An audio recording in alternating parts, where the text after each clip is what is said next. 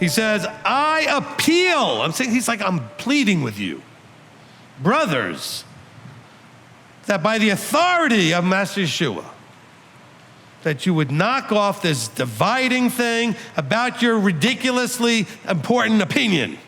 You think your opinion is everything. Paul says, I don't give a whatever about your opinion. I give all my energy towards you becoming Messiah's mind. No divisions. That's why the Ephesians 4:11, he didn't say it to the Corinthians, but that's why it's there. He says, look, there is a structure to solve all these problems so you're not tossed about by every divisional opinion thing. And that's if you could find an anointed, appointed, and believe that they are anointed, appointed. And then let that person settle the opinion arguing. So there's no more arguing. And even among leadership, there was hierarchy. Because when they were arguing in Acts, remember in Acts 15, they were arguing over circumcision, and James stood up and said, okay, I heard all the arguing and all your opinions. He said, thank you very much, but this is what we're gonna do. All right? I mean, there's a place for sharing opinions in a right structure. We have leadership meetings once a month. By leadership, I mean the congregational leadership around the world in MTOI.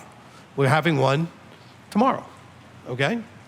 Now that being said, there's an opportunity for those leaders to share their opinions. And I want them.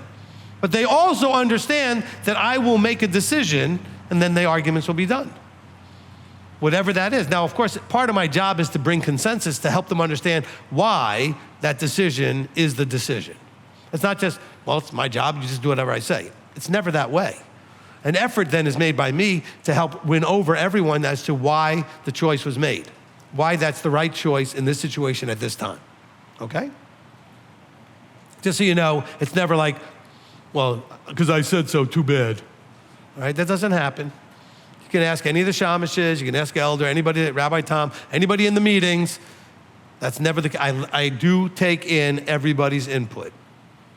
So there is a place for opinions. He said, but don't be divided by your opinions. How were you divided by opinions? Because now there's no authority structure to stop the noise, okay? There's no authority structure to stop the noise. Years ago, there was a teacher, still around actually, who believed the book of Hebrews did not belong in the Bible. And so somebody who was listening to that teacher came to me, man, this is a good 23, 24 years ago, came to me and said, you need to make him stop. I was like, how am I supposed to do that? He's not under me. He's got his own ministry. He's not gonna listen to anything I say. Only proper structure can stop the noise inside that structure. Do you understand? Only proper structure can stop the noise in the structure. Problem is, most people are not under any structure. And so there's no way to stop the noise. Do you understand? I've said this many times. I went across Canada, I don't know, maybe 8 years ago, and went from one side, well, not quite the whole thing, but let's say I went from Manitoba all the way to the Yukon, okay? And every congregation I talked to in those places, I talked to people in Manitoba, in Saskatchewan, in Alberta, in BC, okay, all the way into the Yukon. And we had a conversation about what's wrong in the body, the divisions, what's causing all the problems. And they all said, well, we divide over this, and we fight over that, and we divide. And then I always ask the question, why? Why does this happen in the body? Because there's no structure to stop it, okay? Because structure cannot stop anything unless you voluntarily are submitted to the structure. Yeshua has no authority in your life unless you submit to it. The Creator has no authority in your life unless you submit to it. It's your choice. I have no authority unless you submit to it. Look at a parent, like a father, husband, wife. The wife, right? She's not under any authority unless she submits to him.